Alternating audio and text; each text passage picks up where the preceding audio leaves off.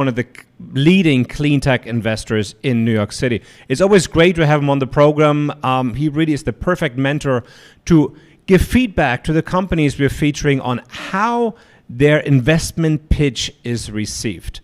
Right? There's such a big discrepancy between what we think people understand and what they actually get if they meet you for the very first time. I at least have to say that I always think that I'm very clear and that I'm like a little bit eloquent occasionally, but it often turns out that people don't really understand what I am talking about at the end. And if you're out there to raise money, obviously getting that mission, that vision, and your needs across as precisely as possible is an absolute must to get the results. We wrote an article about it last week in Disrupt Magazine. We got a lot of really good feedback about this. Check it out. It's on our website, exventure.co, about the probably 11 most important things about online pitching that we found out of the last 110, 115 company presentations that we have done.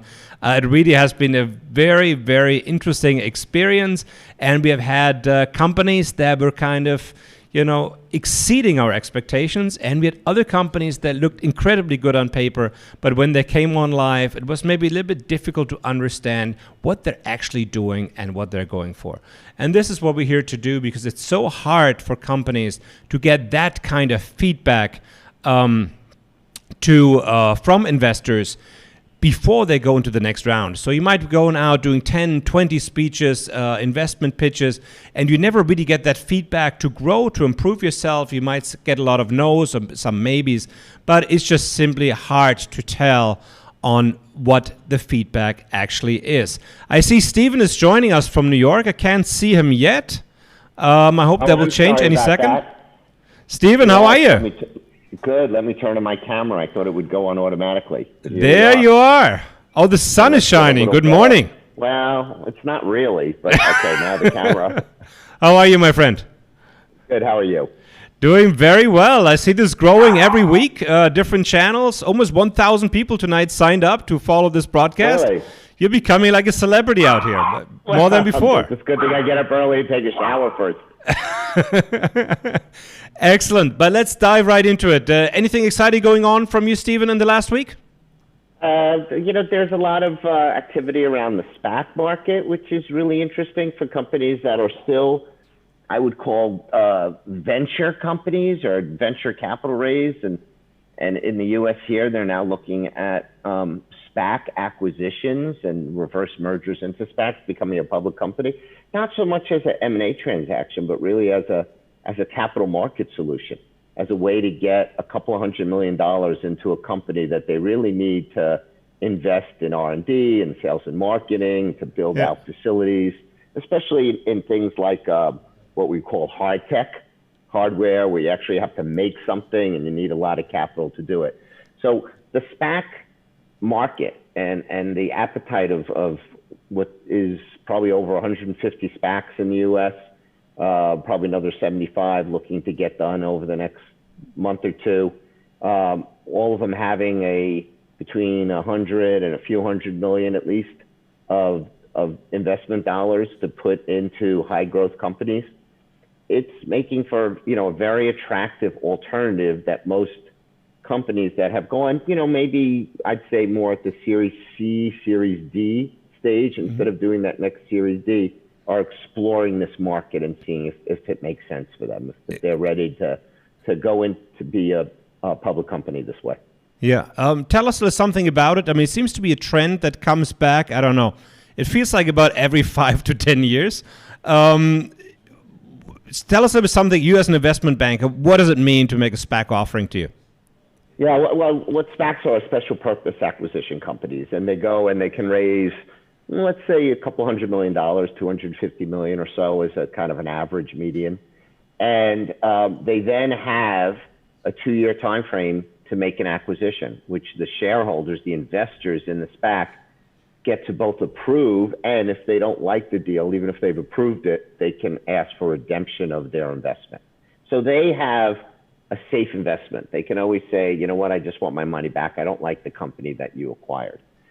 And then they're out there looking for good companies, the companies they think will grow in valuation because they will just grow in revenues and profitability, that they are doing something disruptive, that they have interesting intellectual property, or if they haven't started to generate revenue yet, they've got good commercial validation. We're seeing a lot of electric vehicle companies, battery companies. Sustainability is a very big theme for these SPACs. A lot of them are organized to look specifically for companies that are providing climate solutions or sustainability solutions. And so for the companies themselves, the operating companies, who are getting a lot of reach out from these SPACs and say, hey, let's find out more, would you be interested? It's something they really need to explore. If they're at that right stage where either they have revenue that's growing and visibility that it will continue to grow and get them to the size where they can support at least a $500 million valuation in the markets, or they have contracts in place, some sort of validation commercially, where if the revenue is not there yet, you can look to revenue in the years out. And one of the things that's very interesting about this market, it's not like an IPO, is you're allowed to show projections in 2024, 2025. And they'll all be vetted and worked through by the banks and by the investors and by the SPAC sponsors. But being able to do a transaction in the public markets and show what your growth will be 4 or 5 years out is really unique in the US markets. Normally, when you do an IPO, you're looking at your results this year and maybe the next year.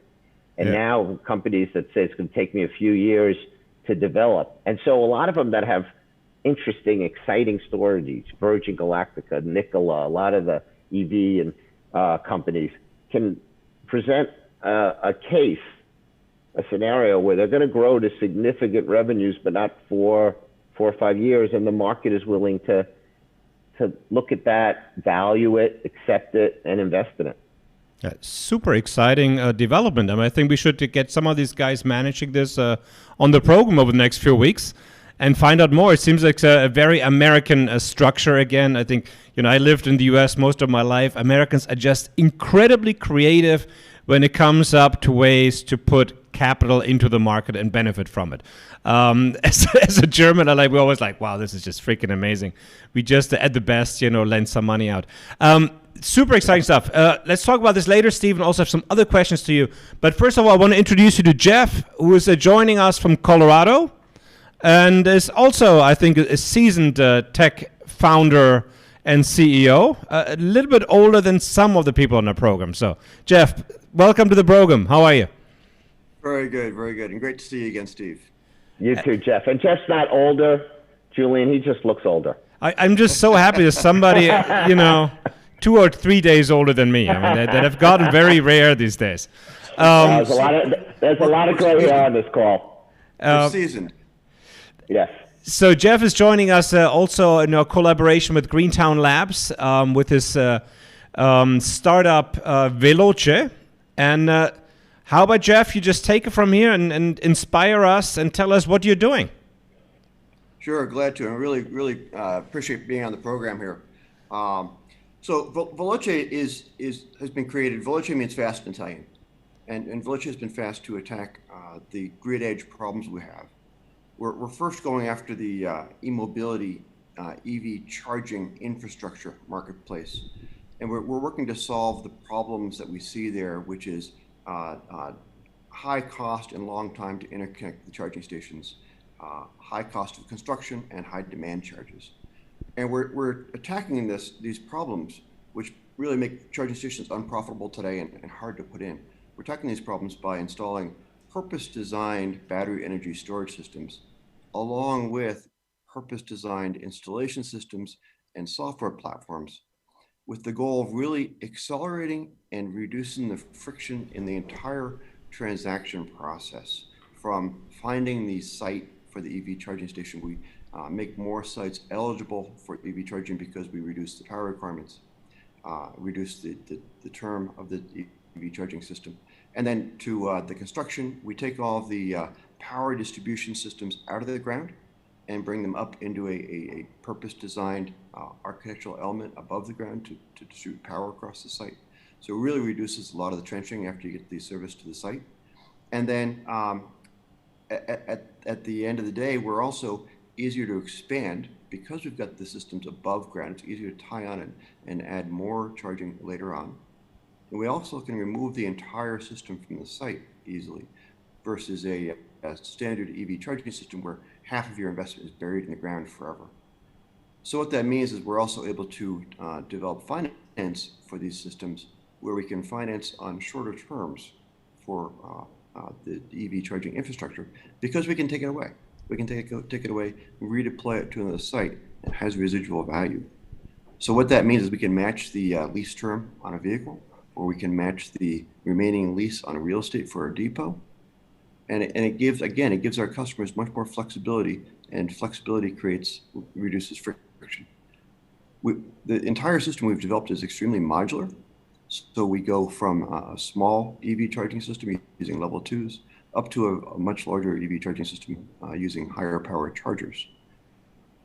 Beyond this, we're also working into the similar battery storage systems into the C&I solar markets.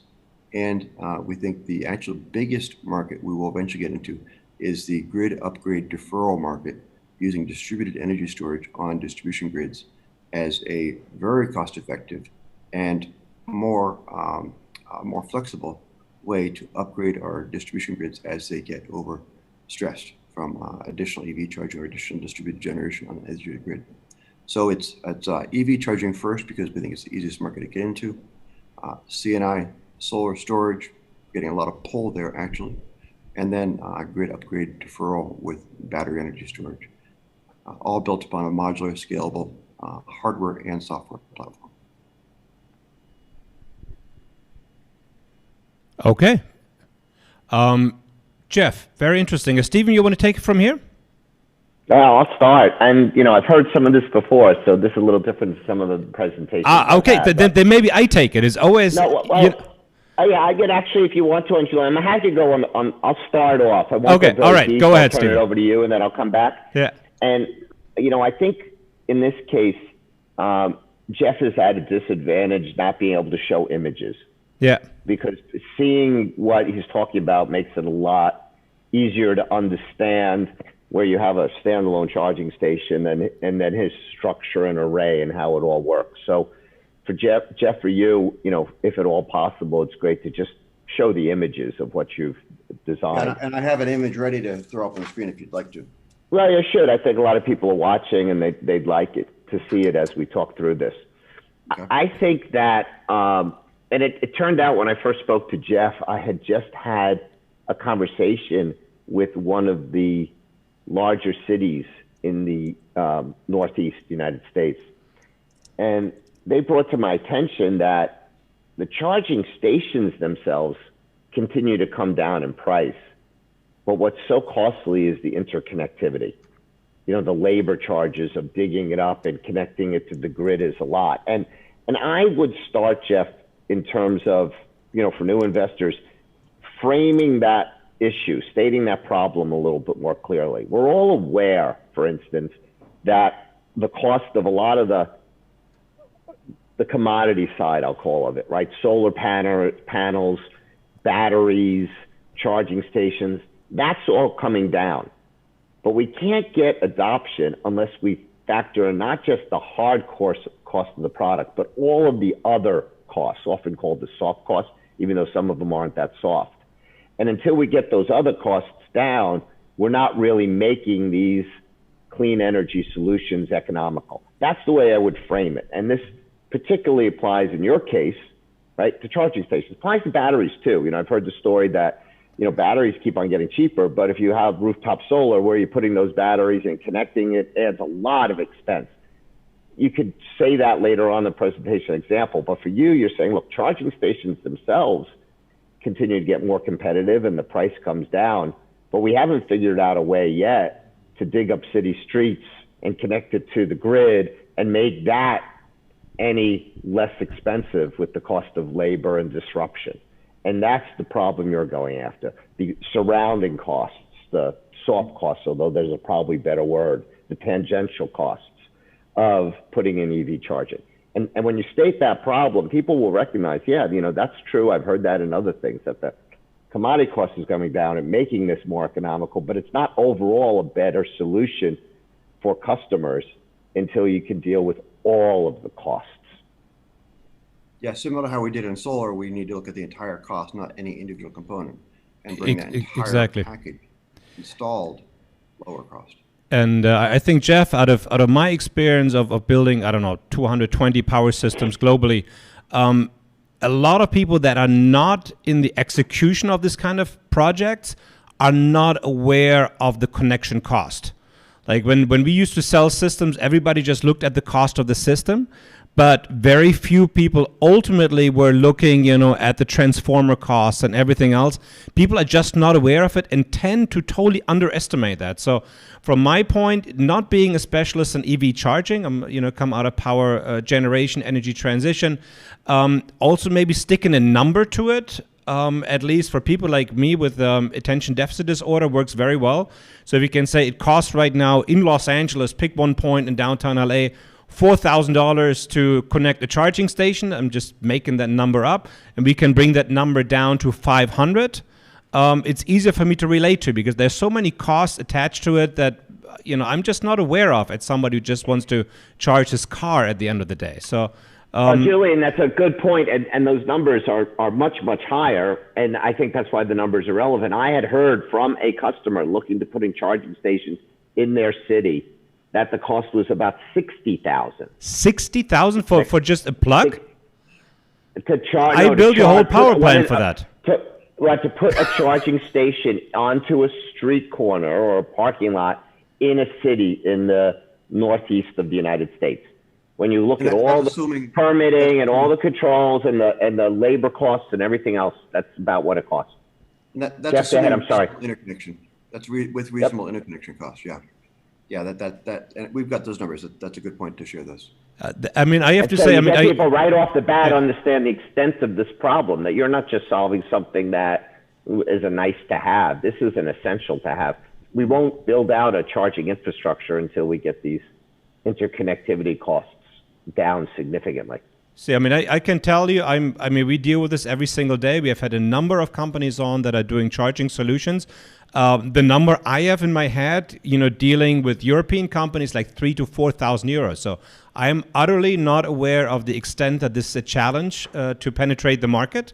So I think some numbers like this, even just if you just pick one, let's say one good case, one bad case, makes it much easier to grasp, because I didn't know it was a problem, to be honest. For me, it's who builds big power plants. For me, it's just another plug in the wall. Yeah, and there's two different numbers here. There's $3,000 or $4,000 is the cost, or euros is the cost of a level 2 charger.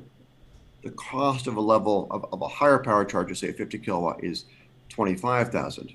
But those are just sitting in a box someplace. Installing that level 2, everything more or less doubles its price when you install it in a traditional system. Okay. See, I learned something. So what do you think, how much can you actually save on the installation? Let's take the example of downtown LA, because I know that we've both gone to the same incubator there, Los Angeles Clean Tech Incubator. If you want to install a charging station in downtown LA, what would you roughly be looking at, and how much could you save? So again, that $50,000 or $60,000 number for the charger after you've gotten the interconnection cost is pretty good for a traditional system. We would be putting that charger in for, rather than $50,000 or $60,000, we'd be installing that charger for $35,000 or $40,000. Okay. And then from the interconnection point of view, LA is a great example, because if you have a connection request of 301 kilowatts, it takes you 18 months and hundreds of thousands of dollars to get power. If you're under 300 kilowatts, it's a 21-day notice and a meter charge. What our system does with the energy storage is we can effectively double the capacity of a connection point. So we can take that 299 kilowatt connection point and put a 600 kilowatt charging station on it, which is a pretty good sized charging station. So the way to say that, Jeff, is that, look, what you're doing essentially is you can bring in less power, which makes the permitting and the installation much easier by building storage into your overall unit. Yeah. And therefore converting it into more electricity that you deliver to the vehicles. Yeah, and what we do is we use that energy storage distributed along the site, like you can see in the picture here, as micro peaker plants, effectively along a distribution line, and that lets that distribution line operate more effectively with a lower cost, faster connection. So in terms of actual dollar figures, we're about 25% less for the total installation without the interconnection, and interconnections vary all over the map, but we can be 90% less cost of the interconnection, resulting in we believe about a 30% capex reduction overall, 20% opex reduction, and an ability to lease these systems for about half the price of leasing a similar system that was built with traditional methods. So, Jeff, as we talk about this, to kind of lay that out up front, to say that, a charger in a box costs this. But when you start to put in the installation costs and the interconnectivity costs of these, that cost will go up to this level. And through your technology, through design and adding in storage, right, you're able to reduce both the installation costs and the interconnectivity costs significantly and bring that cost down. You kind of open up the opportunity to have economical charging stations in mostly urban areas. I mean, that's where a lot of the problems are more significant. Yeah, and if we go one step further and we say, listen, I don't know what the number was, 2030 or something like that, all the cars in California are going to be electric. Sounds great to me because it's going to, it's going to bring a massive disruption. But if you think about, I don't know how many drivers there in California, like just taking a wild guess, might be 50 million or something like that. If you think about 50 million people buying charging stations for $60,000 each, it really becomes a little bit unrealistic looking forward. Jeff, one question from my side. Are you raising money right now, and what are you raising for? What's your focus? So we just closed a seed funding round in early September, successfully oversubscribed a seed round. We're taking that, we're executing very rapidly. We will have our first commercial unit through UL in Q1. We'll have some sales volumes and POs at that point in time, as well as some other designs moving forward. We are just beginning our Series A raise. Will be for about an 18-month roadmap to put in place not just the execution of the POs we'll have in hand by that point in time, but also to design a entire family of products that we have moving forward in the EV charging space, the C&I storage space, and the grid space. This hardware and software products. Our goal and the pro forma we're putting together is to build a $250 million company in 5 years. And what kind of is the dollar amount you're looking for? What do you think how much money you're going to need to really enter the market with the first product? So our ambition has gone up quite a bit in terms of what we need, because we think we need to escalate this entire process. As you said, the cars are coming faster. Climate change is obviously coming faster. Our passion and drive is to actually create solutions faster. So we're going for a $20 million Series A raise that we're beginning to work on now. And we've had just 2 calls so far, and we've gotten tremendous input from those 2 calls already. I think generally, I mean, there's a lot of money pouring in. There's a lot of corporate venture capital pouring in right now. I mean, electric vehicles and the infrastructure and the software behind it. It's definitely a great market to be in right now. Steven, how do you feel that overall? Definitely. I mean, you can see what's happening with EVs in the public markets through these SPACs. You see what's happening with Tesla. I think that EVs are something that there is a real movement and a consensus forming that's what's going to happen, that we're all going to go electric. It might not be by 2030, it might be by 2040, but that we're going to need to build this kind of infrastructure, and we're going to need more alternatives on transportation and electrification, right? More brands of cars and all different types of trucks and on and on. I think this is something that has gone through the course of really this pandemic. One of the silver linings, I think, is that there's just been this acceptance that the days of oil are numbered. It even came up in the last presidential debate, which has never been something that's been addressed in presidential debates before, that we are in a transition phase away from oil and towards electrification of transportation. And so, that's an opportunity that's going to be very, very significant. There's a lot of growth. There's a lot of investment that's going to be needed. There's a lot of money to be made.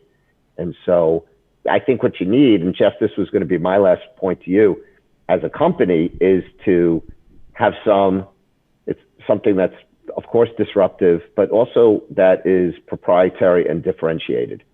And so I think it'd be worthwhile for you to spend a little time in your opening pitch on saying how you are solving this problem differently, that no one else is really doing it, and also whatever IP you have around that protects it, that gives you this, head start, and it's a sustainable competitive advantage that you're going to have in offering the solution to the market. Yeah, I feel very much the same, Jeff. I didn't fully get that part. What is the USP? That is the one thing, but a different question from my side. Who are you looking to connect with right now? Like, how can we help? How we can make a difference? Are you looking for introductions? What's next for you? How can we help? So always looking for introductions. It's a broad world out there. And we're looking at both strategic investors and more traditional venture investors. We think for that size round, it will probably be a syndicate of one or two strategics and one or two VCs, most likely. Fantastic, Jeff. Thank you so much for your time in this space. And this great development. We're going to be moving on, of course. This is Veloce, and we're going to, of course, put the link on our website. If somebody out there said we have a growing audience every single week, it's actually kind of amazing how quickly this is going. Interested in joining, meeting up with Jeff, and finding out more about the company, I'm sure that we can make that happen very, very quickly and very easily, because it is, I think, Steven, at this point, it's not just a multi-billion-dollar opportunity. The infrastructure behind going fully electric is $1 trillion industry, right? Opportunity, yep. At least. Yep. Good. And we'll say goodbye to Jeff, who has already been replaced. and Jeff, I'll catch up with you separately if you're still watching. Yes, I hope he's still on. We're actually moving on to Taiwan. That's the big surprise, because Alexandria, right? Now, Tatsiana, sorry about that, is joining us from her quarantine resort place in Taipei for a company called Laava. And I don't think you guys met before. We had Tatsiana a few weeks ago on our other programs, and we're so fascinated by the technology that we wanted her to talk to you directly, Steven, and see what we can do together. Welcome, Tatsiana. Right. Thank you. So how do you... Hi, Tatsiana. Hi. So you're still in your hotel, locked up in Taiwan? Yeah, 2 more days and then I'm free. It's so crazy these days. I mean, half of the people that we're talking to, they're either locked up, they will be locked up. Our laboratory is down as well because we had somebody who had contact with somebody. It's going crazy right now.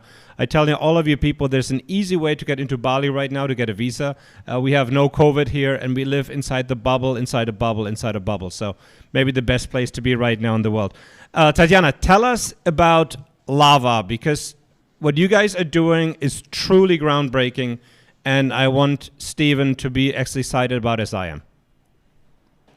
How much time do I have to tell? 3 minutes. Okay, that's quite a long time. Okay, I started Laava Tech 2.5 years ago as a university project because my grandma used to grow tomatoes, and the way she was doing it was extremely inefficient. And currently also the problem is that we need more food. A lot of food production is moving from outdoors, indoors due to various reasons. Pollution of land and air, logistic reasons, shortage of land, and so on. And the biggest cost for any indoor farm is electricity consumption. And mostly that comes from lighting. We've developed a system that helps to decrease energy consumption from light by up to 90% from traditional light systems and up to 75% from LED light systems specifically. We can adjust normal parameters like spectrum and intensity and so on, but what we are very unique at is that we can play around with dark and light phases of the photosynthetic process. And just for that, we adjust 8 different parameters, which gives us enormous energy savings. Also, due to sensor systems and camera systems integrated, we can track plant health and farm health. I have a very strong team. I have 3 co-founders. Each of them have basically over 20 years of experience in their industries, from chemical to electrical engineering and marketing. Myself, I'm in Forbes Under 30 for industry and manufacturing in Europe this year. And My background is in law and technology. The rest of my team, we have 4 PhDs on board. One is in the process of obtaining PhD. We're very well-rounded, both from technology side, like biology, machine learning, software development, and so on, and business side, from sales to marketing and business development. We have very strong advisors and angels on board, including CTO and co-founder of Tesla. And we are also supported by Sony Europe. And currently we have running pilots in 5 different countries. We will close this year with over 100K ARR, and we have over 25 LOIs signed at the moment, which would result in almost 2 million ARR next year.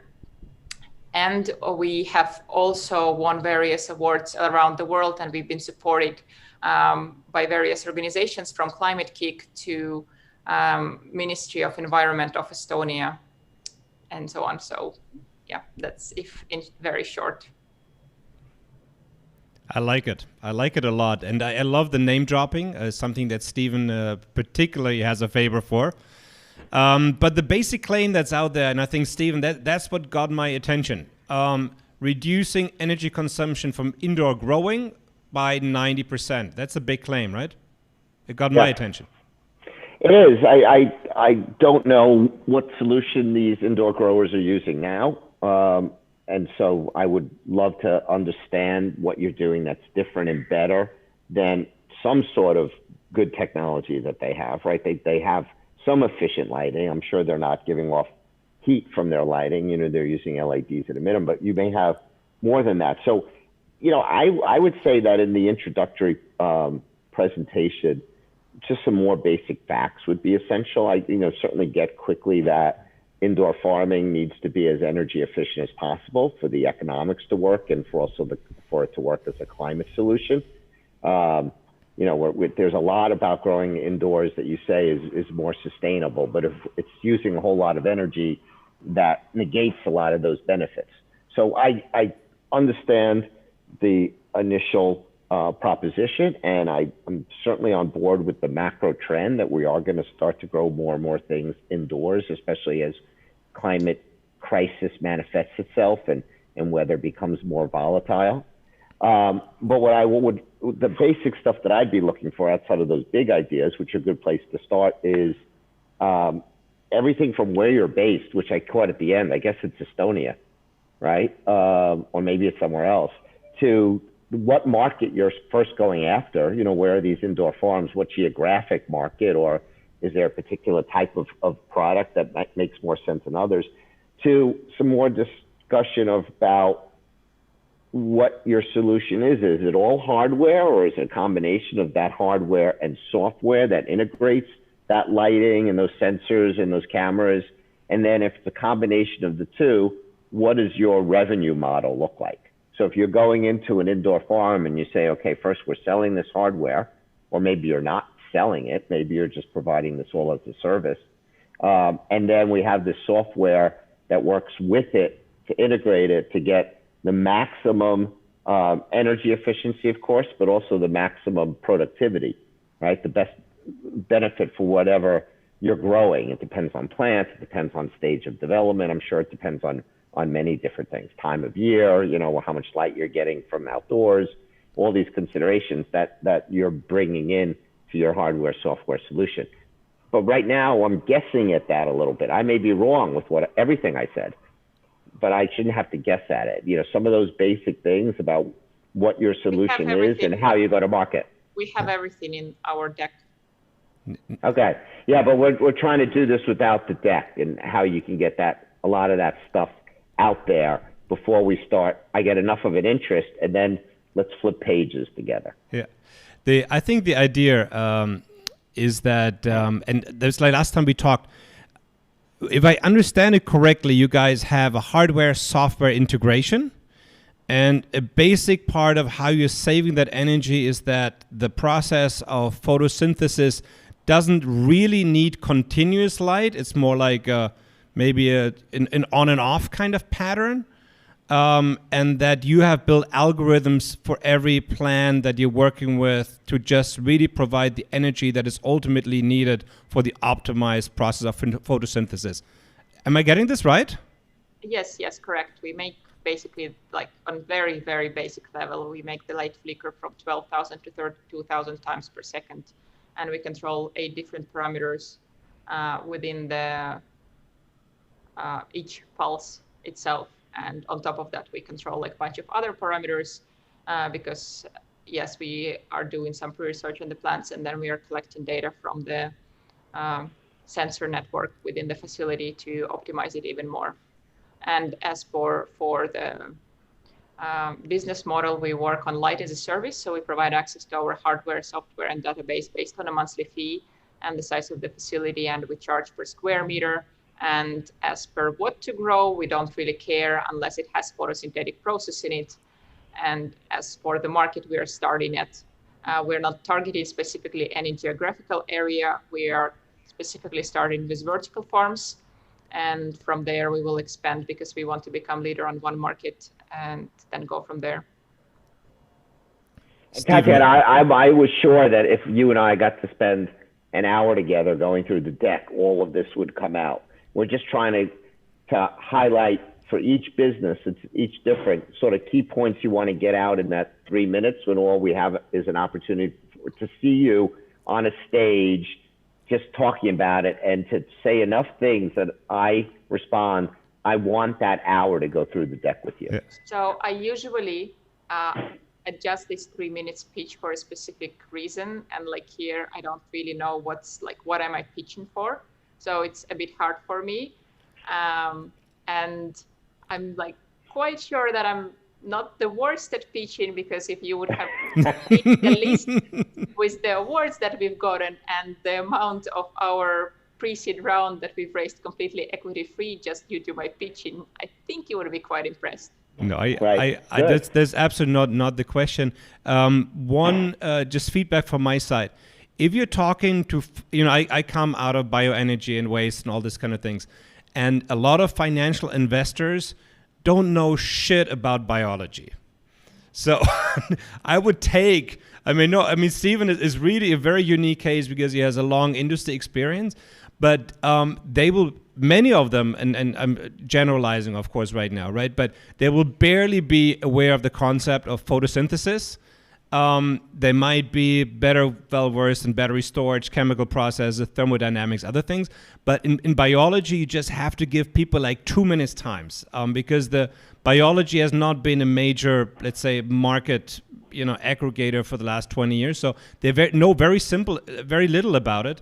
And just all we try to do is just make it easier to grasp for people and give you a higher chance of being successful when you're doing your pitch. Because as Steven said, it's all about, getting the investor interested to sit down with you for the next hour to go through the pitch. And as Zoom has become the dominant form of pitching, you kind of have to get through this introductory meeting for people to take the time. It's very easy to Zoom out. It's also easy to get an appointment, but if they don't get it within the first 2 minutes, they might simply not go through the deck. At least that's my experience that we've had, especially in Silicon Valley these days.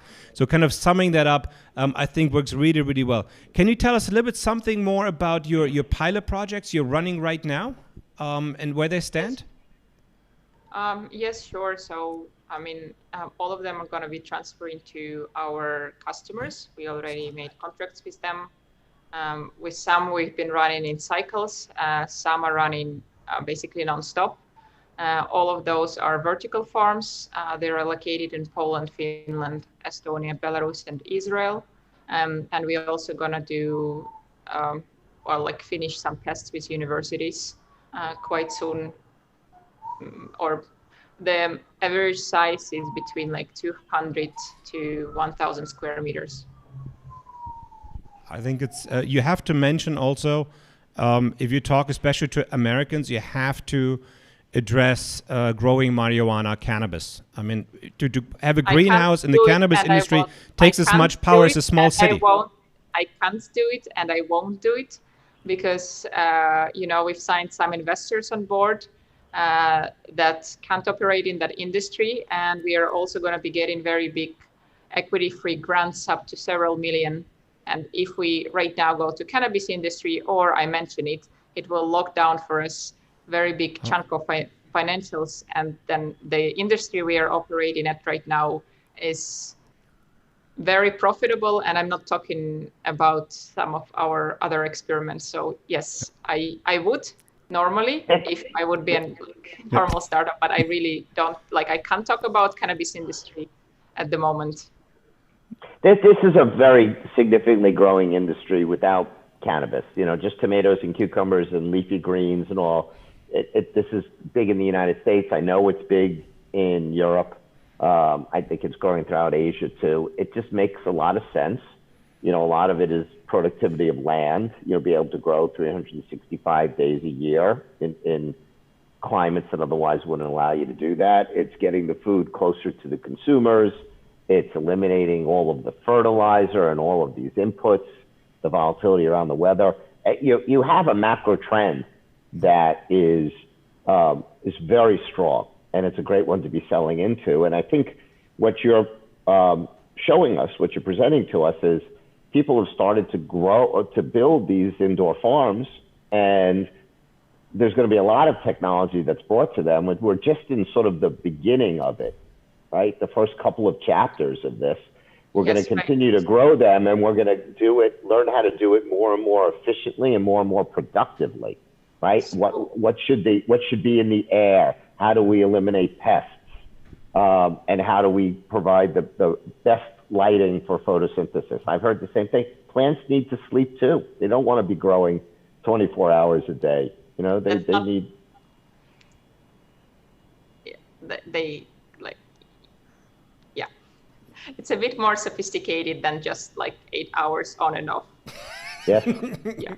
And as for the industry, the market size is over 170 billion at the moment, and it keeps growing. We're specifically targeting in the farming tech market with over 40 billion USD potential. And if we're talking about the number of farms, then in US only there are over 40,000 indoor farms.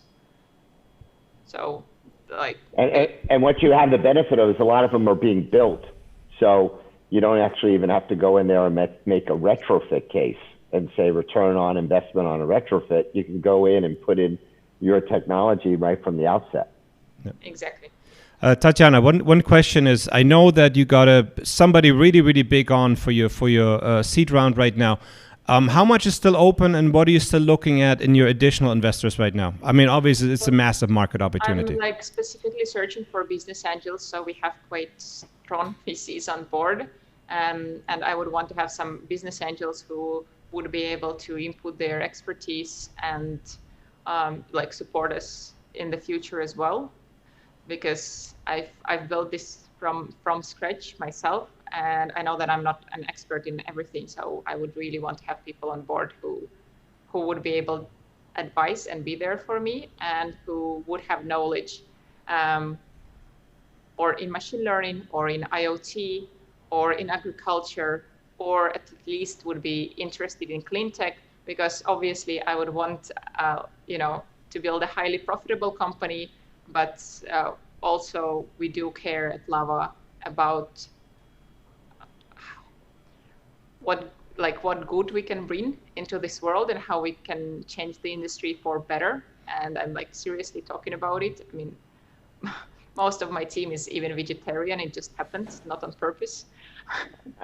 You know, there's some like bigger goals we want to see, and automotive industry changed so much within the last several years, mobile industry and so on. But with agriculture, we're not that far away from where we've been like 100 years ago. And I like there is a lot of potential in there, both in regards of yield and in regards on how it can be optimized to waste less resources. Yeah, that's a good point. I mean, Julien, to your comments before, we were talking about electric vehicles and charging, and there's a lot of acceptance that we have to change the way we produce electricity for the grid, and there'll be more solar and wind, and there's a lot of understanding and acceptance that we have to power our vehicles differently with electricity and not with oil. But I think that generally what we eat, how we grow our food is lagging behind. And it's a very significant contributor to the climate crisis. And so there's a lot of catch up. And I think Tatsiana does, I would lead with you being mission focused. I think that matters to a lot of these investors now. People are moving out of old line industries, and big oil's already in the, crosshairs, but big food and big ag is going to change too. People are going to push back and say, there's got to be a better way to feed the population, a way that isn't so destructive to the planet. I have to say, I'm super excited to see where this technology is going. I want to see it myself. And I know we made some introductions in Asia as well. When you finally get to leave your hotel, don't go too crazy with this, guys. They're a little bit nuts. So I'm just pre-warning you. They love to karaoke and everything else. And I just give you a little bit disclaimer. I know them a little bit too well. So careful once you leave the hotel after 2 weeks. But I think it's an incredible technology, and I think we should just simply maybe set up a separate call. Maybe Steven could join. I would more precisely like to understand exactly what investor would make your life easier right now, who we can make the introductions to. Obviously, we have a long list. We know a lot of people, and just simply get that raise done, because you're not even, how much money are we talking about right now, Tatsiana? How much you're raising? Less than 1 million.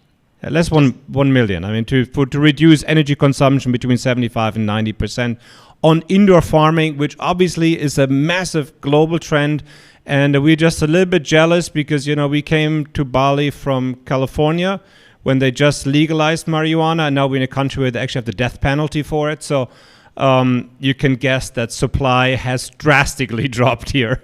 And we haven't had any weed in years. So that's why we keep bringing it up. And I also know a lot of tech investors that went into marijuana and are now the happiest people I meet again. I don't know, Steven, if you know Mike Mitgang, for example, from Silicon Valley.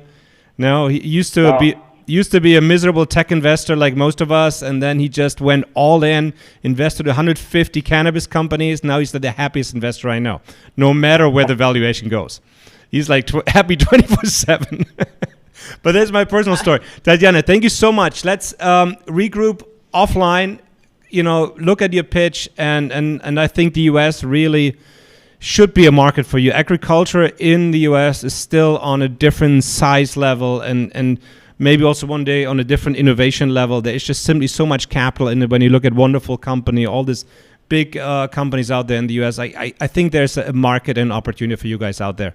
Steven, how do you feel about market? Estonia is very cold in the winter. I mean, that's a different world. In Estonia, it was never our target market because, 1 million people nowhere to build a big company. But Estonia has the most unicorns per capita, because when anyone from Estonia starts building a company, they got to think about other markets right away. Otherwise, you're not going to survive. I'm a resident of Latvia, right? I told you I was in Estonia just last year.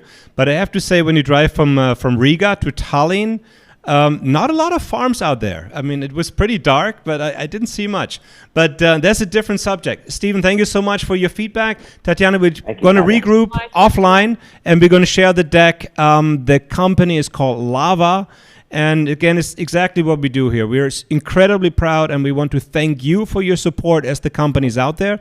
We get sometimes 4 or 5 pitch decks a day right now of really, really cool innovation, and we're going to try to take the time to really look at every single one of them and see if there's something we can help with in order to achieve your goals.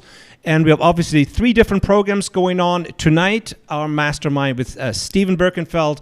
Next week, we go on a different guest is going to joining us from Munich, as Steven has taken a well-deserved little time off. He has given us an incredible amount of time and support the last few weeks. And we have then the Wednesday program, which is going very well. It's more like a tech entrepreneurial late night session with some wine. A little bit easier for companies that might be in the earlier stage to just introduce them what they're doing and discuss this in a less pressured environment. And then obviously on December 3rd, we're going to have the next big exventure night from the United States and Bali, where we're going to be featuring 15 of the top tech companies coming up out of the United States that we found in the last few months. But enough from me. We're going to go on to Antea and Water Solutions. Welcome to the program. Great, thank you for having me. A pleasure to be here. Fantastic. Give us a quick introduction. Where are you? I'm in Edmonton, Alberta. Okay.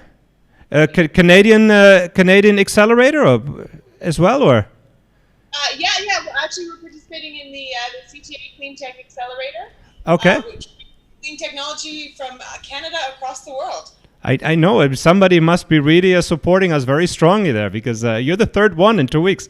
Fantastic. Never met so many Canadian clean tech companies. Yeah. Our last guest was from Estonia, and Julien was saying how cold it is in Estonia. That you haven't seen anything about cold until you go to Edmonton. I agree. We've already had snow on the ground, so. Yeah. You know, Steven, that I lived in New York City for almost 10 years and never went to Canada in my life. I've gone anywhere else, but I've never crossed that border. I don't know how that happened. Strange. The time is coming. Time is coming. Yeah, I don't do cold. I really don't do cold. Excellent. So tell us about what you're doing and your solution. Feel free to use some slides, or best even if you could introduce it without a slide and just give us an introduction of what you're doing. It sounds super exciting from your pitch deck. Sure, yeah. So we have developed a sensor which detects metals in water in real time. Now you might think this is a pretty specialized thing, like who needs to do that? Well, it actually turns out that a lot of industries need to do this. We founded the company inspired by great things like Flint, Michigan, where we could prevent the thousands of people becoming ill from the water that they're drinking. Since then, we've found hundreds of applications. In mining, effluent monitoring to make sure that dangerous toxic chemicals don't go into the water. In heavy industry, machinery maintenance, making sure that the water is clean enough that the machinery functions properly as you go along. And in process improvement, we've seen some great applications helping develop mining into the metals that we're going to need to develop the battery revolution that's coming. There's some amazing applications that we can enable in a way that hasn't been done before. And that's because the current solution right now is to take a sample and mail it to a laboratory. Then you wait 72 hours to 10 days to get a result. If you're in the first world, if you're in a developing country, you're going to be waiting months to get your results. And then from there, your only other alternative, if you don't want to do mail out, is to build an in-house laboratory. That can cost millions of dollars to build and hundreds of thousands a year to run. You need a PhD level physicist, you need all the equipment. It's just a pain. And even with an in-house laboratory, you're getting results every 4 to 8 hours. Not good enough for process improvement, for machinery maintenance, or for in-process optimization. That's where 2S Water steps in. Our core sensor unit can detect 40 different metals. With another 40 that we haven't tested yet, we may be able to detect. And just by changing the software, not the hardware, we determine which contaminants we're looking at. That means we're uniquely scalable, unlike other sensor companies. We provide the results every 1 to 5 minutes, depending on the water source. And unlike many other sensor options, we provide them directly to the operator's SCADA system, meaning he has the data when and where he needs it. Industry response has validated our work. We have more than 975 potential units in our pipeline, even though we're still a pre-revenue company. Key clients and talks include Suncor, Imperial, Sherritt, Tech Resources, and recently Total. Our first unit is already deployed in the field, detecting 5 different contaminants right now, and we have conditional purchase agreements for units going forward. This leads to a strong future for our company. We know we're going to expand worldwide, and we're looking for people interested in helping us with it. But who are we? Let me tell you a bit about my team. I am a 3X entrepreneur with direct experience selling into oil and gas and mining. My co-founder, Tony, is a 10X entrepreneur with 4 exits, including an IPO, one of which was taking hardware from design into market in the oil and gas industry. So we've had experience doing this before. We have a powerhouse CFO, and my CTO has more than a decade's experience of industrial systems integration, including software development. My physics team is supported by the university, just as my management team is supported by accelerators and mentors who can guide us through this process. We have our eyes not only on our developmental goals, but we know the exit path of this company. This is an industry driven by major acquisitions by the giants, so the path is clear to us. We need your help to bring this vision to market, though. We are looking for investors in our seed round. We also are looking always to talk to people who are dealing with water on a regular basis. We want industry telling us what they want and need each step of the way. So if this sounds like you or someone in your network, my name is Antea Sareaunt. Please reach out to me. Together we can make the world a better place and protect the world's water with real-time data. Excellent. Me. I want to reach out. Yeah, Thank you for reaching out to us first. I think this is the 4th time I've done it. So 12 companies. That was the best presentation I've seen so far on this. That was really good. And I was sitting here at the end of it saying, bring it home. Tell me what you're looking for. What you need. How can I help? I obviously have questions, but I don't expect to learn everything in 3 minutes. But I got enough that I want to dive in and understand more and brainstorm with you about applications. Because as you're talking about this, I'm saying, that could apply in a lot of different ways. The only little thing I'd say on the pitch up front, and we may come up with other things to go on, is you said you're looking for a seed round. It would be just good to say, how much you're looking for and what it does for you, right? Okay. Yeah. If you're looking for $1 million or 2 million or 500,000, and what milestones that allows you to achieve, so that you'll get to that next stage where you're ready to do your Series A after you already have some revenue, whatever it would be. It just gives me a little idea of kind of where you are, what this round does, and what comes next.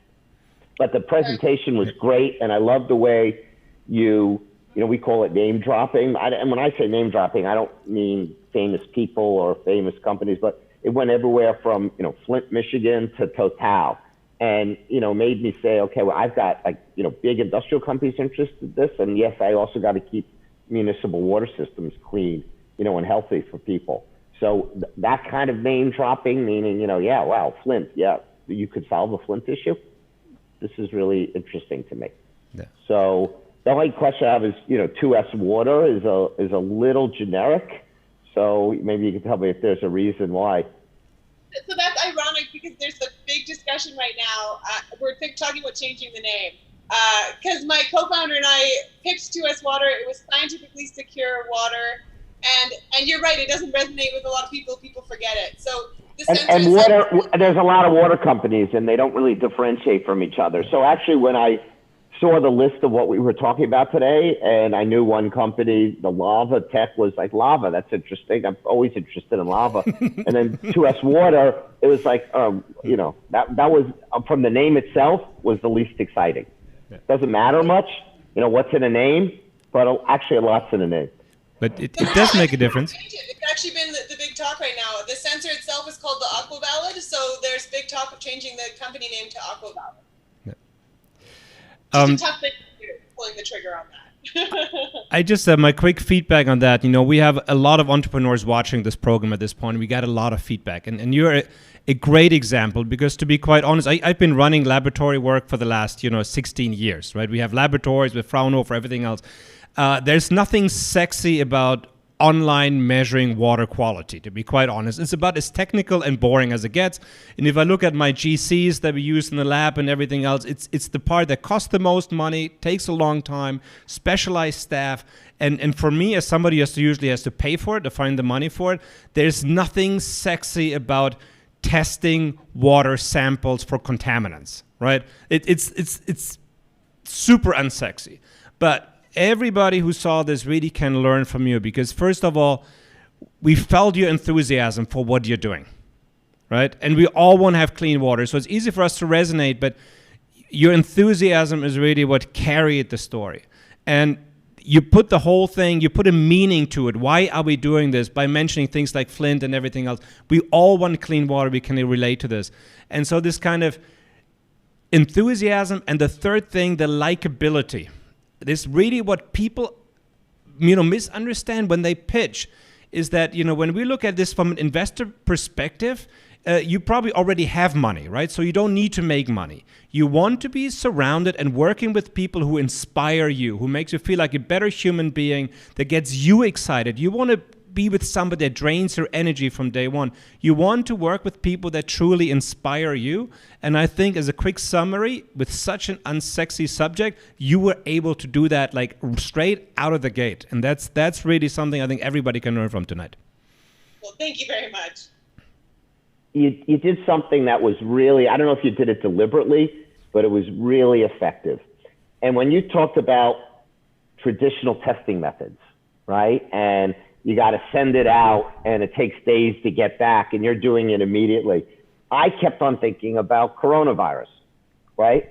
And in this time, to do something like that, if you can, it's like the big frustration here is you get a test and you got to send it out, and you find out 7 days later whether you're positive. What good is that? I got 7 days of tainted water. I've got 7 days of being ill. I want immediate results. I have to have immediate results. And I think that I don't know if you tapped it, but you really hit a lot of the sensitive points of why can't we have good real-time testing in a way that I think most people listening to this was saying, yeah, testing, got to be right away. The other thing I think was something that it might be a little tweak in what you present. It's like, why do I need to test my water all the time? If I test it once, I test it today on Tuesday, why do I need to test it on Wednesday, right? And over the years, I've heard lots of interesting things about water that, if the water infrastructure, the pipes are really old, they're leaking enormously. And I've heard that when water leaks out, it also means that things are leaking in. So you actually never know when you're going to start to have a lead problem. And if you're running an industrial process and you have any kind of tainted water running through your machines, that just doesn't work. I mean, think of how many things require like distilled water, which is very expensive, just to have the water be, as pure as possible. So it is something that for many reasons, health reasons, industrial processes, the machinery, I'm sure you go through all of this in your deck. It's something that you want to be monitoring constantly. And if you can do that in an affordable way, in an efficient way, you should do it. Absolutely, yeah. So just one technical question. So when you say you're going for your seed round, you said you're raising 1 million. What are you raising that 1 million for? Are you still doing additional R&D? Are you hiring smart people? Are you buying Google ads? What's the next step for you? Yeah, there's 3 things that we plan to spend that money on. The biggest envelope is sales and marketing. I'm leading the sales department right now. I am not a marketer. Go and look at our website. You will see that I am not a marketer. So we need a little bit of support on that side to really get the market penetration. We do have a bit more development to do. Our first sensor is in the field, but there's lots more applications we can address. Like, this is an indoor unit. If we have an outdoor unit, if we have a mobile unit, there's hundreds more applications we can address. So we still have some development to do. The other pool is hardware. We need to spend money on hardware so that we can get those efficiencies of scale, bring our unit costs down, and really just drive this into the market as fast as possible. Okay, how do you detect metals? What's the core technology? So we basically use the spectroscopic technology. So our core innovation is how we generate the light. We generate a very unique light that allows us to determine what's metal in the water. My complete layman's explanation is we light the water on fire. And then is there constraints on the flow of the water, the volume that comes through, how fast it's coming through to test it? How long does that process take? We actually take a micro sample. We use about 2.4 milliliters per sample. So how we determine the depth of the flow is by multiple samples. So it doesn't matter how much is going through, a low flow or a high flow, we're happy to do the detection. Right. How about I'd be very interested. You did a great job. This is just the pitch, not the longer hour plus business plan advice or anything like that. You have also hooked me. I would love to learn more about what you're doing and dive in a little deeper. Sorry to use that. That would be great. We should organize a chat later. And I would have to say, I do have a day job. Some people might not know that, but occasionally I do work. I don't do this my entire time. I also run the program for wastewater to biochar, funded by the German government and the government of Malaysia. So we represent 65 of the largest wastewater treatment facilities in Malaysia, for example, and the German government in turning sewage sludge out of not industrial wastewater. We kind of lead this thing out, but anything comes out of community into some kind of clean substance that we can use as fertilizers, everything else. So I have a very personal need for daily water testing. And I said, we have 2 GCs at home and we do this on a very, very costly basis. Every sample costs us, I would say, at least in a German lab, about 800 euros. And as you say, about 2 weeks. to send it in. So if you need any R&D money to bring those sensors to market, I am quite sure the German government would at least give you leverage on any kind of equity on about 1 to 4, 1 to 5. I mean, I can't promise it, but I'm quite sure if you need 1 million and you would be willing to do something like this in Germany, you only need about 100,000 and we would give you the rest without having to sell equity. Just going out there on a limb, but we love sensors. And also from that perspective, bring on if it's interesting, maybe bringing in somebody out of the industry already, like in exventure, for example. It might be the largest company right now in wastewater treatment that has its own venture arm. We're pretty close with them. Waste Management Inc. Unfortunately, it doesn't have one anymore in the U.S. We spent their money last, so and they lost all of that, so they kind of gave up on clean tech. But there are a few of those partners out there. I think this should be done, and I would be very excited to see that in the field. I said it's a small, unsexy market to begin with. I'm not where Steven is yet in the residential market. I just think in industrial applications, wastewater treatment, or as we're condensing human excrement, which is even less sexy than what you're doing.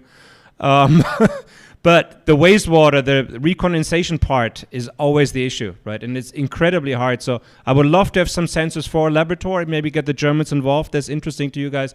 And I think with Steven together, maybe do a quick reach out, some angel investors. It sounds like a very plausible story, and there definitely is a market for it. How do you feel about this, Steven? I think to your point, Julian, you have a type of business here with what you're trying to solve, that there should be a lot of non-dilutive financing available to you, a lot of grant financing. And so, I would explore that, because we always remind companies, which you're not looking for. Sometimes you're looking for investors, but often what you're looking for is cash.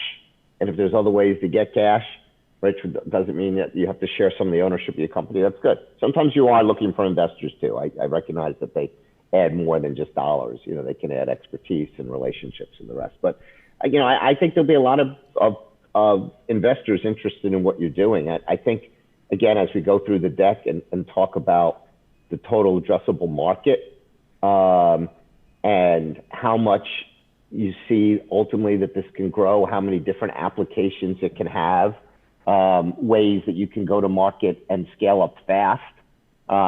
Selling to municipal water systems takes time. Selling to municipal utilities, water utilities, may take less time. I think, getting it into the industrial market and solving a particular pain point they have, or just finding out who's shipping out their water samples for, 48-hour results, all of those are the ones that you'd want to hit first. But it's a really interesting solution. And, sometimes a business doesn't have to be based on something that changes everything, that disrupts the way we do everything. Sometimes it's this very specific problem that you can solve much better. And if we get like hundreds of companies doing that, the overall impact on the environment, on sustainability, on the climate crisis is really, really significant. And this is one of those solutions. Exactly. We have to do what we can to make the industries that we're using right now better for the world, because they're going to be here for a while until the new amazing technologies can come up. So yes. Antea, thank you so much for taking the time. And we're always going to have metal in it. So this will be a problem with us for a long time. We're going to take this offline. Of course, we're going to be sharing your link. Thank you so much for your time and this very passionate and inspiring presentation. Steven, one final question to you, as we're almost done for the night. After listening to about 150 companies in the last 3 months together, many of them, as you say, there's so many micro solutions out there. If you add up all this innovation and all this inspired people out there, it makes me a lot more confident that we can tackle humanity's problems for the 21st century. How do you feel?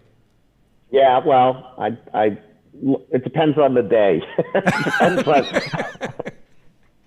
how I wake up. Look, I sometimes I think of myself as a cheerful pessimist and say this is just too many people using too many resources. But on the other hand, I see so many of these good companies, and I do think a lot of the answer lies in each one of these specific solutions, as you point out. And if we could take 100 of them or 200 or 1,000 of them and give them the capital they need and give them the access to customers to let them be successful, we will make a big difference. And along with that, there will be a few of these really big solutions, the direct air capture of carbon and things like that, that are really big ideas. But it's a combination, right? We're not going to solve this with just the big ideas alone. There's a lot of smaller problems, meaningful problems that can generate companies that are worth hundreds of millions of dollars that need to be solved. And, I think some of the companies we saw today are exactly like that. In and of themselves, they're not going to become household names. They're not going to be the next Amazon or Google or Apple. But we have to figure out a way to grow food indoors more efficiently. We need to find a way to keep metals out of our water for lots of reasons. We need to find a way to make electric vehicle charging happen economically, because there's going to be a lot of EVs on the road, and we've got to get the infrastructure to match up to the demand in the vehicles that are out there. So I think I put all of those companies in this camp. These are all very valuable solutions. They all really deserve to succeed, and we'll be a lot, closer to our bigger goals if these companies and the other 150 that you've seen can all be successfwe in bringing their solution to market. I really have to say, this last one is really an example. Because we're working on this project on sewage sludge, and the problem with sewage sludge, once you condense it, you really have wastewater. You don't really know what's in there. So this really comes out of nowhere. That actually might be solving that problem, but you never know where it comes from. And again, you brought up Amazon and Google, and people ask us why we're actually doing what we're doing and why we're presenting primarily clean tech companies, is because of my experience of pitching for money. If you're in clean technology and you're doing something deep tech, you're always a little bit overshadowed by the Google and the Amazons, which have business concepts easy to understood. They're sexy, they're lifestyle, everybody's using it all the time. A water sensor might not be as sexy, so we are here to put a spotlight on this kind of technologies that, as you said, we're going to need in the future to survive as humanity, and many of them all put together in the right place, but that sometimes get drowned out by the new sexy app that's coming along, and it's just a little bit easier to understand. Steven, I have to ask you one question. I know you're a very political person as well. What's going to happen after the next election, and what happens to clean tech companies if the Democrats win? That's beyond my, a lot of it's beyond my expertise. I think for the sector, for clean tech, there is enormous benefit to a Biden victory and a democratically controlled Senate. A big part of their platform is to build back better. It's clean energy. We have a network here in the U.S. of clean energy for Biden. Everyone's very excited. It's a team that is very open-minded, and they are listening to our ideas. They want our suggestions. We all are very confident that they will be very collaborative and constructive to bringing the best solutions to market. So what does it really take to get further advance of electric vehicles? What will it really take to put solar and storage in everybody's home? They want to hear the ideas. So if you are a clean tech entrepreneur, if you are invested in a clean tech business, if you just care about solving the climate crisis, you've got to, putting all other issues aside, be pulling very, very hard for a Biden victory and for the Democrats to take control of the Senate. I think it might be time to come home at some point. I honestly, we left as a company because we knew that regulation-wise we're not going to get easier. We were set up 4 years ago to really invest in the U.S. and make that our home, and we pulled out because of the last election, because we didn't see that the environment is going to be favorable to what we're doing. So I think it's going to be... That's a good point, Julien. That's a factor, that if Trump wins again, I think you're going to be joined by a lot of people in Bali. That's my backup plan. I got two plans right now. Like the one plan sounds like we all offer corporate service in the U.S. and all clean tech companies are going to seize that future market opportunity. That is plan one, which I obviously would appreciate. Plan two is we're offering executive co-living spaces in Bali to people who want to get out, including a visa and accounting and everything else. So we're set up on both sides of the ticket, Steven. Right. Excellent. This is it from us tonight. Please tune in tomorrow. We're going to have about 7 companies on tomorrow evening. We're going to have some live music. We're going to do our technology late night program. And we'll see what's coming up. It's going to be a very exciting program. I love doing our Wednesdays late night program because it's like, if you want to present to us, just call in. We might even be able to find a slot for you and put you on live. This is how we find some of the most interesting clean tech companies in the world. And it's always my pleasure to present these companies in this pitch setting with my friend Steven Berkenfeld. Thank you again so much for giving your time and your mentorship. You're really the true perfect mentor of these companies. I can't say it any differently. Thank you so much, Steven. Thanks, Julie. My pleasure. Thank you. And we'll see you again soon. And again, our audience, we see you tomorrow night. I hope so, 6 p.m. Singapore time. Check out our website, members.exventure.co for our community. And I wish you a good night from Bali. All the best. Bye-bye.